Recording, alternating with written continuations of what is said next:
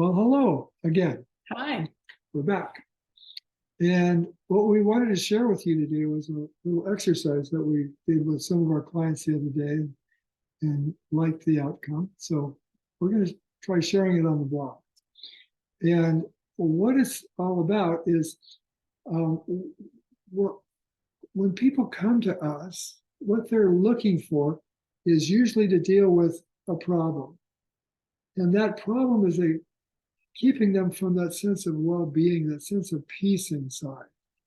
And so the exercise is to kind of help us see that what appears to be the problem, I need to lose 20 pounds, I'm too shy, I'm whatever, what seems to be the problem is not actually the problem. The problem is what we're always talking about, and we'll get to that after we go through the exercise. Okay, let's do it. Okay, you ready? Ready.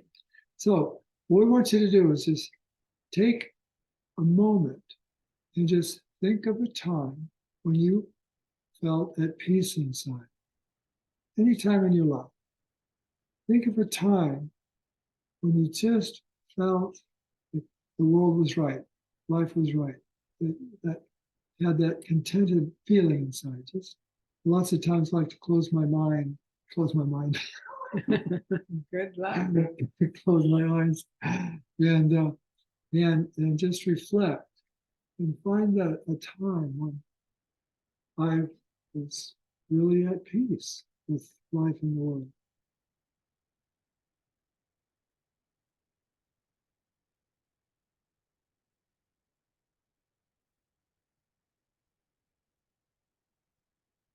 And now I want you to reflect on that experience and describe some of the qualities of what you were feeling inside.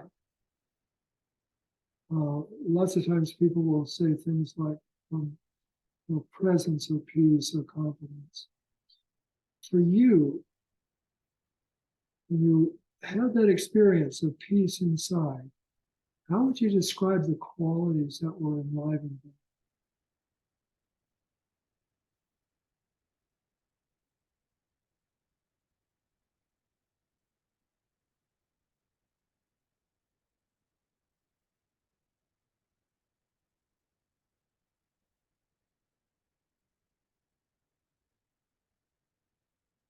So this isn't an interactive Zoom call, unfortunately. We'd love to actually get interactive with you, but what our clients came up with were things like beautiful. It was beautiful. I just felt love. There was peace, calm, sense of contentment. Yeah, for me, what I was feeling right now is it was very exalting experience that I had. And I was feeling trust and hopefulness and love. Yeah, yeah, these qualities, for everyone that shared the qualities that they experienced and what Connie shared just then, it's like I could resonate with that because in that experience of peace for me, I could see that there was an aspect of that quality too. It's just this, yeah, wonderful natural experience. And what we want you to reflect on is, do you do these things? You know, when that was occurring, were you doing the trust?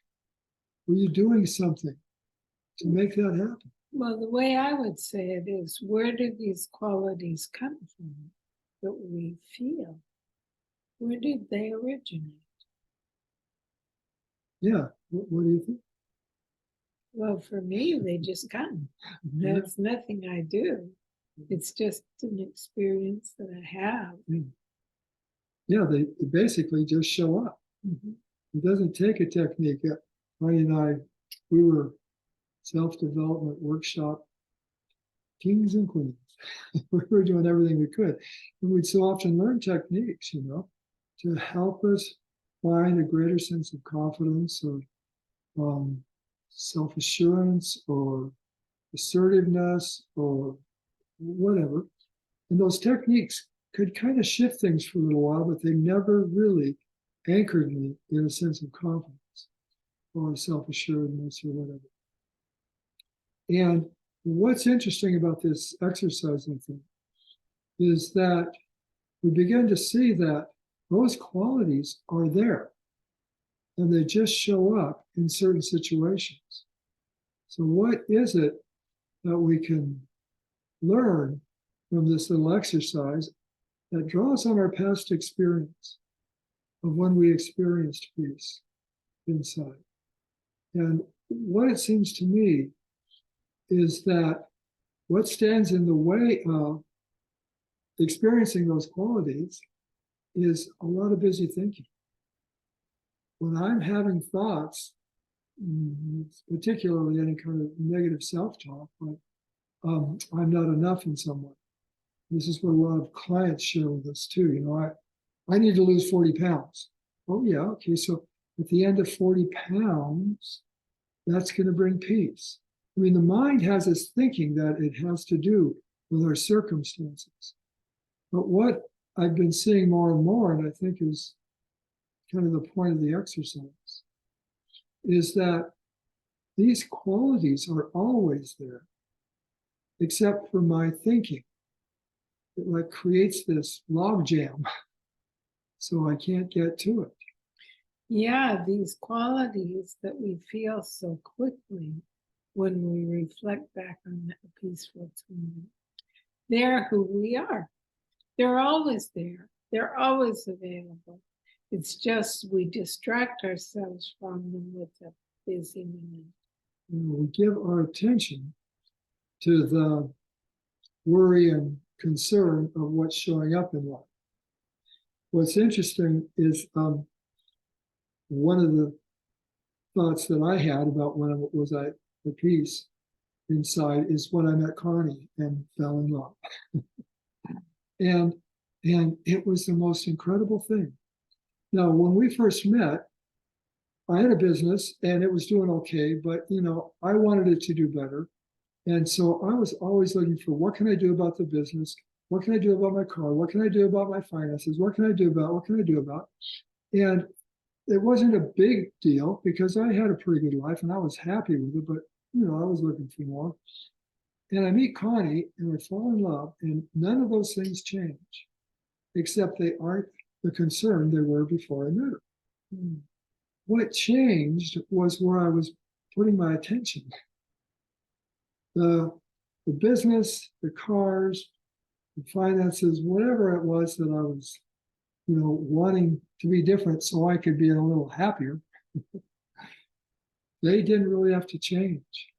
It was such a beautiful experience of seeing how this sense of well-being is always there if I'm not focusing on this situation in my life and telling myself it's a problem, that when it looks different, I'll be happy. Yeah, it's so funny because when we just get quiet for a moment and remember the feelings that are always available in good circumstances, we can recognize that we have that within us all the time. And what we do, certainly what I did instead, is we look out there. Well, when this happens, then I'll be able to feel. Where all the time it's available in this moment. If we just get quiet and connect with it, it's who we are. We don't have to search out there to gain something that is present within. It's so beautiful. I think if there's a common thread to everything that occurs in my life that seems to take my attention out of this natural sense of well-being, peace and love within, it's that I'm seeing life show up in a way that I don't want it to show up. I'm telling myself it should be different. There's a degree of resistance to what is. Yes. I don't want that happening like that. Yeah. And if I don't want it happening like that, the logic behind it then is to change it. So my attention stays out here instead of what's occurring more and more now. Is when I feel that resistance coming up and I can see that feeling of love and peace is diminishing, I just, because I see what's happening. Oh, look, I'm simply telling myself, I wish they didn't do that. I wish they didn't say that. I wish this had happened. And I see that I'm the one that's adding that layer of thinking or story on top of what's happening. And somehow now I'm just able to open and accept it as it is, accept that if this is what's occurring, it must be what's really meant to occur. Yes. Instead of this shouldn't be occurring. So it's up to me to change it because my happiness depends on that. When I'm seeing more and more, if I stop resisting, believing that life has to show up a certain way for me to be happy, when I stop resisting, it's like there's the happiness. It's like magic. Yeah, then we can enjoy life as it really is and watch it unfold and be amazed with every unfoldment. Yeah. Yeah, so we share this more and more with our clients. If it's 20 or 40 pounds they want to lose or whatever, it's not that we don't want to lose the 20 or 40 pounds, but what we want to see is that our happiness is not dependent on our weight. And the kind of irony of it all is that when I'm not resistant to the weight I'm at, I have better thinking about how I can shift what I'm doing or what I'm eating and come back to that more ideal weight, because we are designed to thrive. The body is not designed to carry excess weight. And when we see that my happiness doesn't depend on my being my ideal weight, suddenly I get more tuned into the intelligence of this body and find myself making better choices. That's so true. In every area of life. Well, the recipe is a buttery squash soup, and it is really delicious. It's made with winter squash, peanut butter, a little bit of tomato paste, and it is so yummy and quick to make. So try it. It's one of those that we said, yep, this is a keeper. Yeah. Especially this time of year, it's getting cooler. I like kind of a warm, substantial soup, and this really fits the bill. Yeah, it's great. Fits the bill, get it? Enjoy. Okay, we'll see you hopefully next week. Okay, bye for now. Bye-bye.